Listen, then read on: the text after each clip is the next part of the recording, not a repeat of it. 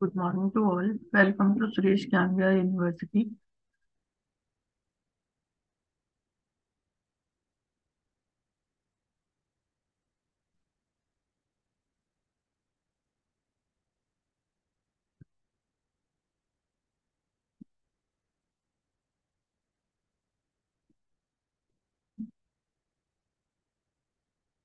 Visible है सभी को स्क्रीन?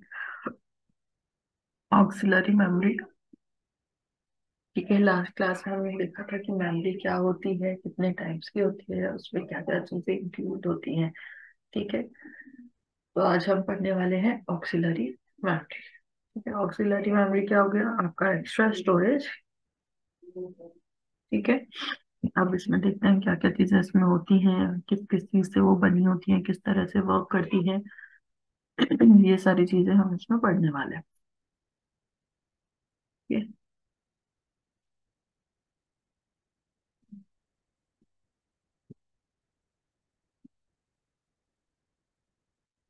एक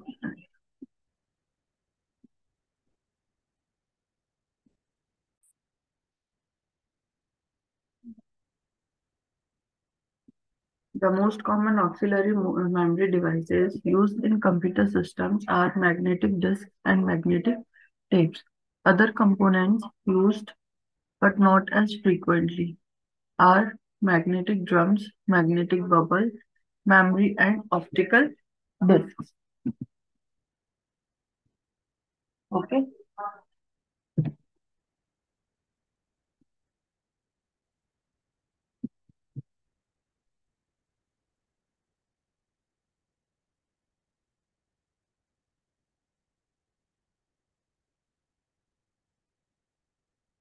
To understand fully the physical mechanism of auxiliary memory devices, one must have a knowledge of magnetic.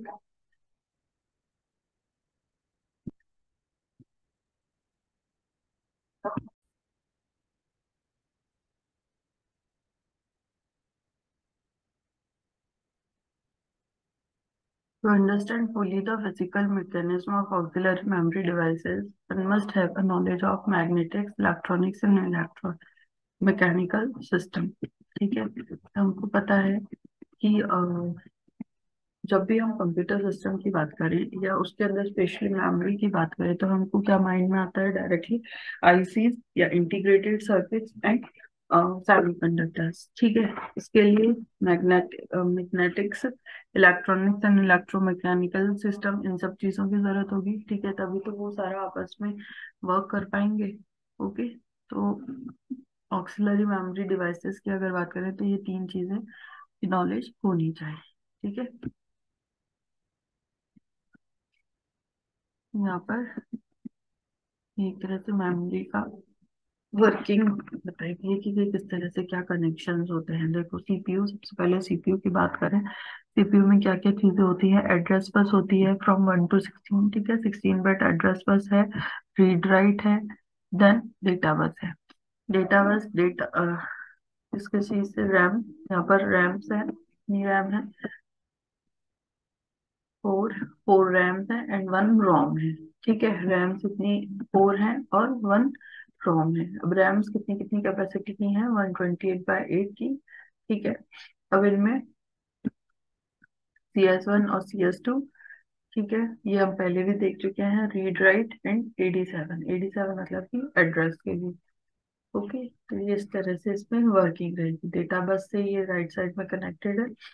तो अब जैसे जो भी CS, ठीक है, चिप सेलेक्ट इसमें होगा, उसके बेसिस पर ये एड्रेस बस को सिलेक्ट करेंगे और वर्किंग करेंगे। Okay,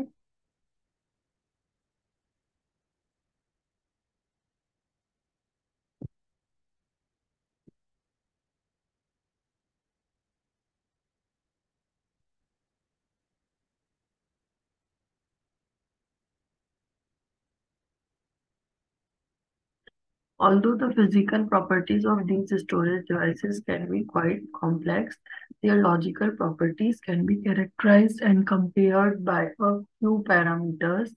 The important characteristic of any device are its access mode, access time, transfer rate, capacity, and cost. ठीक है। किसी भी डिवाइस के लिए जो इम्पोर्टेंट कैरेक्टरिस्टिक है वो क्या होगा? Its axis mode, access time, transfer rate, capacity, and cost.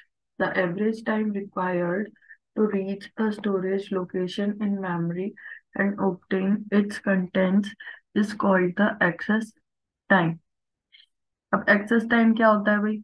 हमने देख तो लिया किसी भी डिवाइस की इंपॉर्टेंट कैरेक्टरिस्टिक्स में क्या क्या इंक्लूड होता है। Access mode, access time, transfer rate, capacity and cost. ठीक है। तो अब सबसे पहले हम एक्सेस टाइम देखते हैं कि एक्सेस टाइम क्या होता है। The average time required to reach a storage location in memory. ठीक है। And obtain its content. Access हम बोलते हैं ना कि हाँ भाई आप इसको एक्सेस नहीं कर सकते हो, या एक्सेस मतलब क्या हो गया? एक तरह से रीच करना। ठीक है, उस किसी भी चीज को यूज करना। तो अब अगर हम लोग मेमोरी की बात करें तो जैसे सपोज हमें किसी भी मेमोरी में से ए टू कोई मेमोरी है उसमें अल्फाबेट से रिटर्न है A to Z। अब हमें सपोज एस सर्च करना है। तो एक्सेस टाइम क्या हुआ एस के लिए कि हम मेमोरी उस पर्टिकुलर मेमोरी लोकेशन मेमोरी के अंदर स्टोरेज लोकेशन पे पहुंचे और उस अपने कंटेंट को दैट इज एस को ढूंढ पाए, तो वो टाइम क्या हुआ आपका? एक्सेस टाइम हुआ। ठीक है। इन electromechanical devices with moving parts such as disks and tapes, the access time consists of a seek time required to position the read-write head to a location and a transfer time required to transfer data to or from the device। ठीक है। ये तो normal जो access time की बात की, ये तो हमने नॉर्मल मेमोरी की बात की। लेकिन इलेक्ट्रोमैकेनिकल डिवाइसेस जैसे कि डिस्क और टेप की अगर हम लोग बात करें तो उसमें क्या होगा? एक्सेस टाइम में सीक टाइम होता है। एक्सेस टाइम में इंक्लूडेड होता है सीक टाइम। सीक टाइम क्या होता है? रीड राइट हेड होता है उसके अंदर। जैसे कि ये चीज आगे जब हम लोग मैग्नेटिक डिस्क या मैग्नेटिक टेप पढ़ेंगे जब ज्यादा सही से समझ में आएगा, तो अभी तो आप ऐसे ही थोड़ा समझ लो। ठीक है। तो ये हो गया इलेक्ट्रोमैकेनिकल में क्या हो गया कि एक्सेस टाइम में क्या क्या चीजें आ गई आपकी? Seek time and transfer time. ठीक है। सीक टाइम मतलब रीड राइट हेड को लोकेशन पे पहुंचाना। ठीक है। और ट्रांसफर टाइम क्या हो गया कि जो भी डेटा रिक्वायर्ड था या वापस डिवाइस को सेंड करना था, मतलब डेटा को डिवाइस से लेना या वापस डिवाइस को देना। ठीक है, वो क्या हो गया आपका? Transfer time. Because the seek time is usually much longer than the transfer time, auxiliary storage is organised in records और ब्लॉक्स। ठीक है, ये सारी टर्म्स हम आगे इनमें पढ़ेंगे मैग्नेटिक डिस्क और टेप्स में। और record is a specified number of characters or words। ठीक है।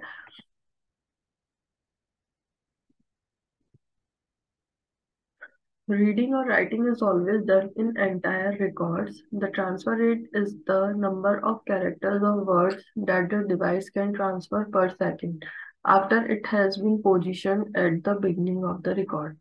अब देखो सीक टाइम तो क्या हो गया? रीड और राइट वाली चीज। तो रीड और राइट में तो ऑब्वियस सी बात है कि टाइम ज्यादा लगेगा। लेकिन ट्रांसफर रेट क्या हो गया कि जो ऑलरेडी रिटर्न है उसमें या तो उसको फैच करना या उसके अंदर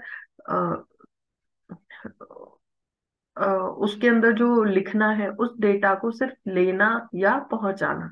ठीक है, ये काम करता है ट्रांसफर रेट। तो ट्रांसफर रेट से ज्यादा होगा आपका सीक टाइम। ठीक है, मतलब ट्रांसफर टाइम से ज्यादा होगा सीक टाइम। तो उसके लिए क्या किया? उसको रिकॉर्ड्स में की जरूरत पड़ी। ठीक है, रिकॉर्ड्स में क्या होता है? रिकॉर्ड्स के अंदर वो सारा जो भी राइटिंग रीडिंग की जा रही है उसका सारा रिकॉर्ड रखता है। वो उसके अंदर स्टोर होता है, डेटा स्टोर होता है कि कहाँ पे किस तरह से क्या स्टोर होना चाहिए या रिट्रीव होना चाहिए। ठीक है। तो transfer rate is the number of characters और words that the device can transfer per second. ठीक है, रेट तो ऐसे ही होता है after it has been position at the beginning of the record. ठीक है। अब magnetic drums and disc are quite similar in operation.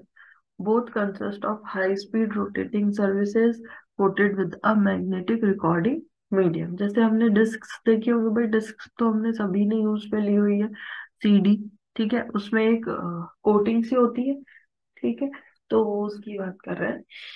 The recording surface rotates at uniform speed and is not started or stopped during access operations. Bits are recorded as magnetic spots on the surface as it passes a stationary mechanism called a write head. अब जैसे CD blank होती है और एक return होती है, ठीक है, तो आप देखेंगे ध्यान से तो रिटर्न सीडी या जो राइट कर चुके हैं जिस सीडी पर, वो और जो ब्लैंक सीडी होती है वो दोनों में थोड़ा कलर का डिफरेंस हो जाता है, ठीक है। एक साइड तो आपका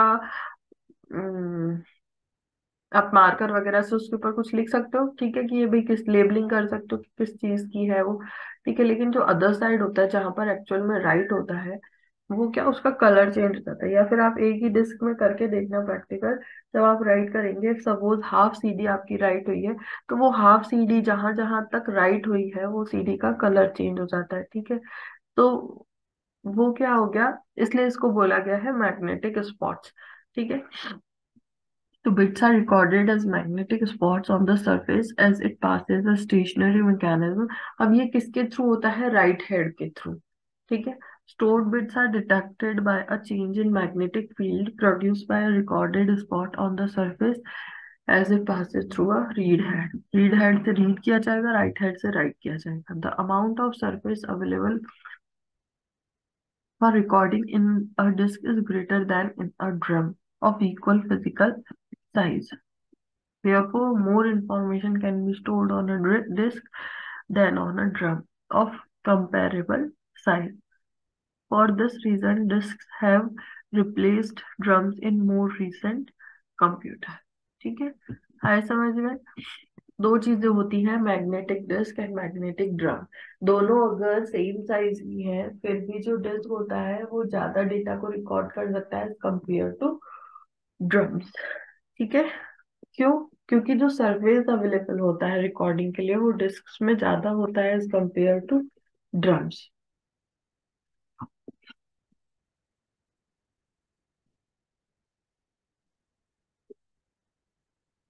A magnetic disc is a circular plate constructed of metal or plastic coated with magnetized material.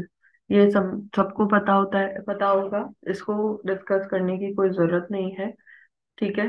Often both sides of a disc are used and several discs may be stacked on one spindle with read-write heads available on each surface. All disks rotate together at high speed and are not stopped or started for access purposes. Bits are stored in the magnetized surface in spots along concentric circles called tracks. The tracks are commonly divided into sections called sectors. In most systems, the minimum quantity of information which can be transferred is a sector. The subdivision of one disk surface to tracks and sectors are shown in the figure. देखो, ये हुआ आपका magnetic disk. पता है सभी को, disc मतलब वो सर्कुलर सर्किल राउंड राउंड से सभी ने यूज में ली होगी, सॉन्ग या मूवीज या सॉफ्टवेयर या कोई भी डेटा को ट्रांसफर करने के लिए, ठीक है। राउंड राउंड डिस्क होती है, सभी को पता है, ओके।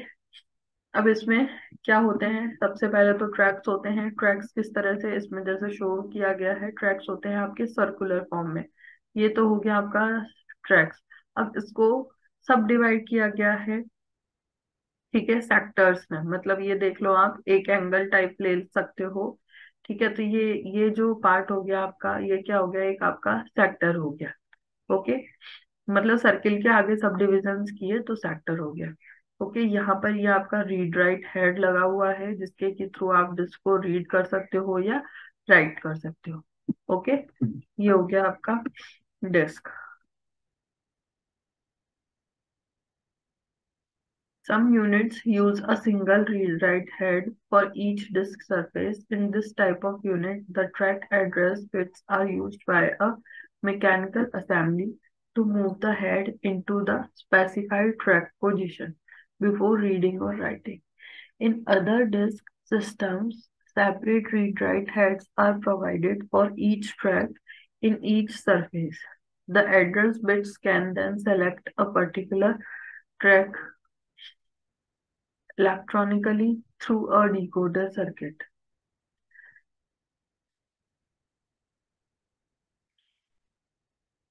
अब इसमें क्या बोल रहा है वो कि भाई कई डिस्क तो क्या होती हैं, एक सिंगल ही हेड रखती हैं जो कि रीड का काम भी करेगा और राइट का काम भी करेगा।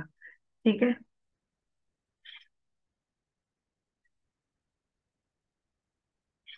इसमें क्या होगा, the track address bits are used by a mechanical assembly to move the head into the specific track position before reading और राइटिंग। लेकिन जहां पर सेपरेट सेपरेट रीड और राइट हेड्स यूज में लेते हैं, वहां पर क्या होता है, हर ट्रैक के लिए अलग अलग होंगे। ठीक है। The address bits can then select a particular track electronically through a decoder circuit. ठीक है। अब जिसमें अलग अलग हेड्स होते हैं वो भाई, जब अलग अलग हेड्स होंगे तो उनका प्राइस भी ज्यादा होगा, कॉस्ट वाइज भी वो एक्सपेंसिव होंगे, है ना। और is found only in very large computer systems. Sorry. Permanent timing tracks are used in disks to synchronize the bits and recognize the sectors. ठीक है। A disk system is addressed by address bits that specify the disk number, disk surface, the sector number, and the track within the sector. ठीक है।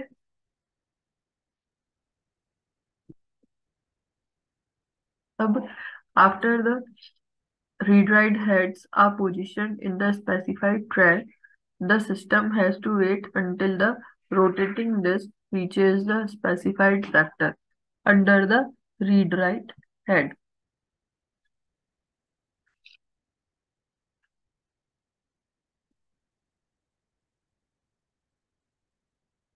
अब क्या बोल रहे हैं वो, जब रीड राइट हेड्स को पोजीशन कर दिया है, मतलब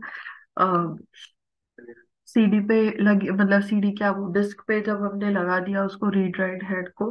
ठीक है। तो अब क्या करेंगे, the system has to wait until the rotating disk reaches the specified.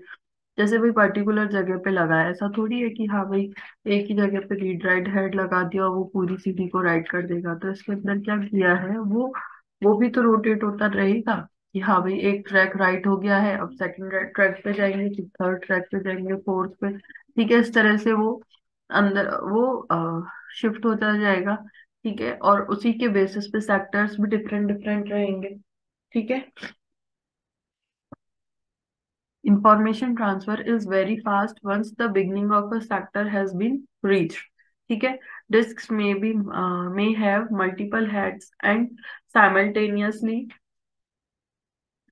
Transfer of bits from several tracks at the same time. भाई हम जब सीडी राइट करते हैं तो कितना फास्ट राइट हो जाती है वो।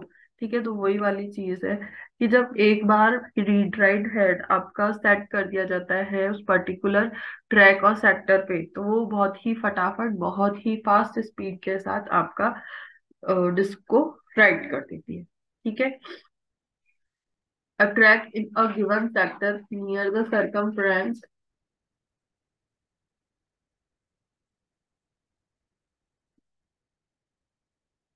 A track in a given sector near the circumference is longer than a track near the center of the disk.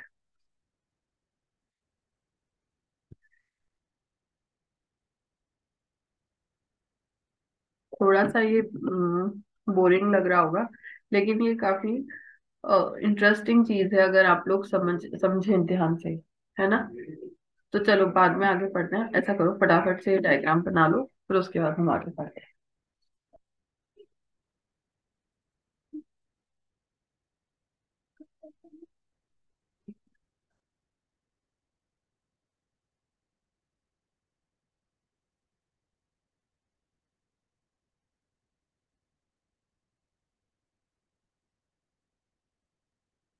बना लिया।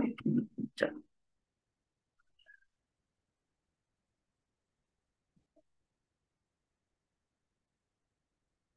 A track in a given sector near the circumference is longer than a track near the।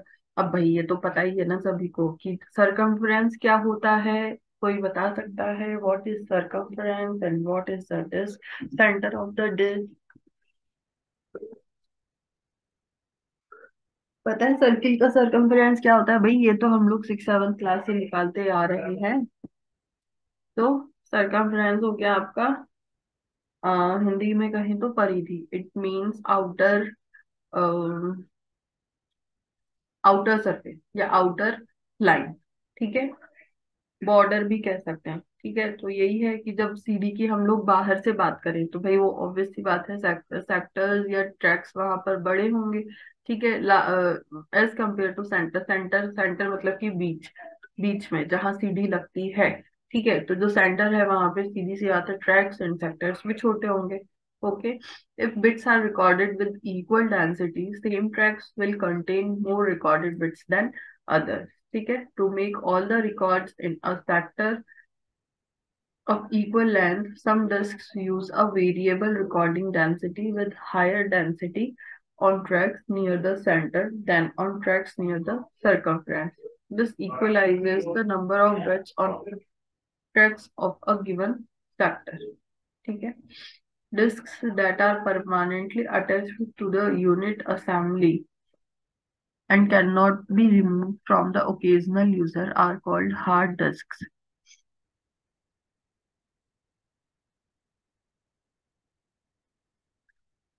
ठीक है,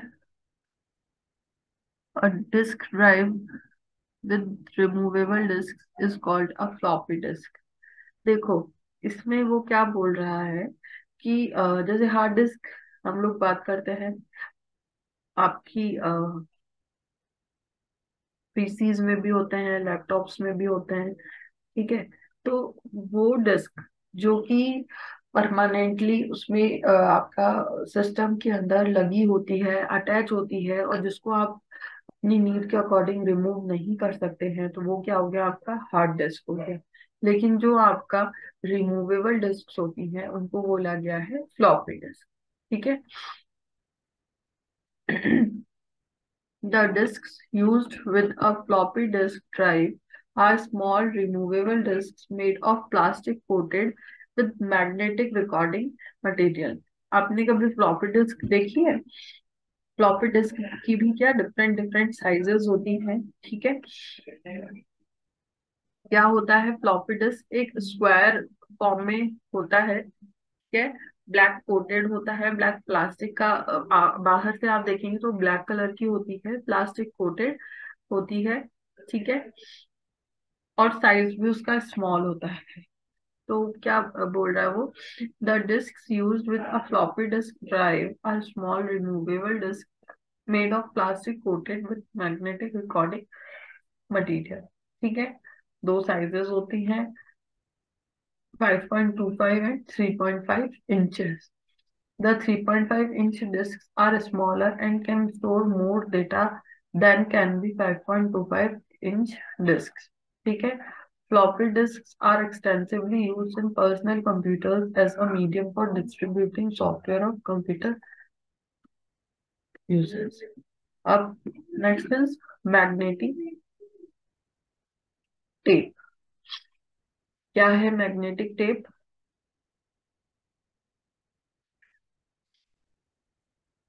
magnetic tape करेंगे फिर associative magnetic